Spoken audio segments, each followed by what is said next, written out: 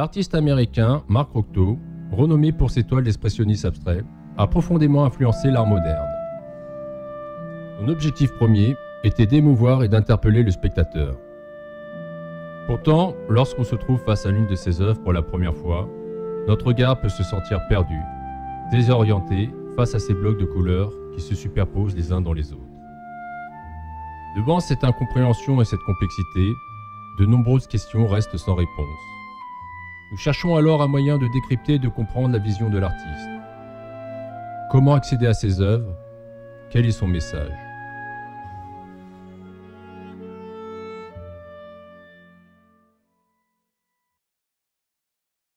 Issu d'une famille juive de 4 enfants, Marcus Roscovich est né à Dvinsk le 25 septembre 1903. Curieusement, il fut le seul enfant de sa famille à être envoyé à l'étude traditionnelle religieuse, le Talmud Torah, où il passera une grande partie de son enfance à étudier les textes saints du judaïsme.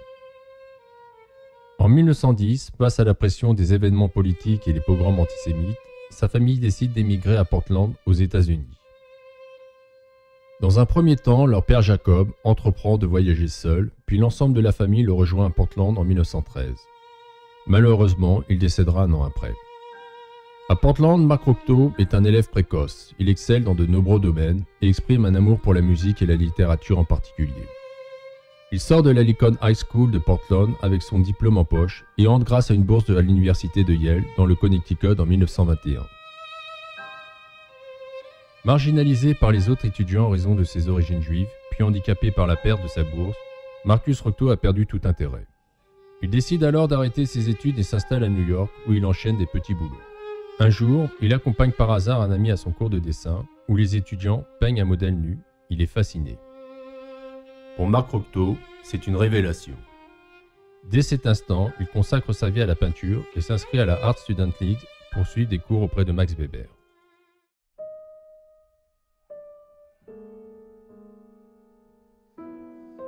Au cours de cette période figurative, les peintures de Mark Rocto offrent une exploration profonde de la condition humaine.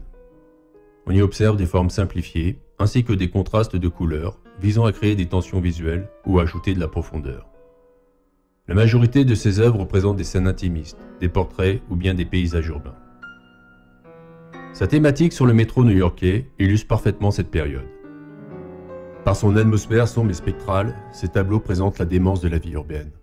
Les personnages restent sans visage, désincarnés, soulignant ainsi le sentiment d'isolement. On peut ressentir l'influence de Milton Avery ou bien d'Henri Matisse. Alors qu'il considère que ses peintures figuratives sont arrivées dans une impasse, il dépose les pinceaux pendant presque un an pour se consacrer à la rédaction d'un texte théorique, Vertis Reality. Au début des années 40, en réponse aux événements tragiques qui se déroulent dans le monde, Mark Rocto reprend la peinture. Il tente alors d'élaborer un nouveau langage basé sur le surréalisme pour développer des thèmes mythologiques. Sur ce tableau, on aperçoit 2 silhouettes entourées d'arabesques et de spirales qui font certainement allusion à sa rencontre avec sa seconde épouse. Leurs formes sinueuses et arrondies évoquent des organismes aquatiques comme des algues ou des invertébrés. Selon Rocto, l'art est une aventure dans un monde inconnu. À l'instar des surréalistes qui l'ont précédé, il tournait son regard vers l'intérieur de son propre esprit, l'inconscient.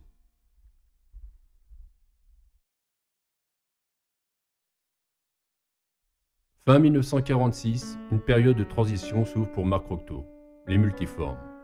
Sa peinture, qui se renouvelle en présentant des formes libres et colorées, s'étale sous la toile comme si de l'encre s'était répandue de manière aléatoire. Elle devient un organisme vivant, où les couleurs provoquent une interaction entre l'œuvre et le spectateur.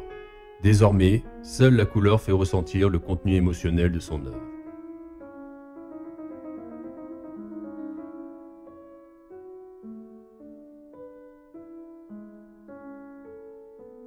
Fin 1949, après avoir passé 2 décennies à développer son langage artistique, Mark Rocto arrive à maturité avec ses œuvres dites classiques. Elles se caractérisent par une utilisation distincte de couleurs intenses et de formes géométriques. Se divisant en larges bandes horizontales de couleurs, les toiles semblent flotter les unes au-dessus des autres. Bien que souvent simples en apparence, elles créent une profondeur et une intensité émotionnelle. À l'aide de ce nouveau langage, Mark Rocto cherche à susciter des émotions profondes et à transcender la simple représentation visuelle pour atteindre une dimension plus intérieure et contemplative.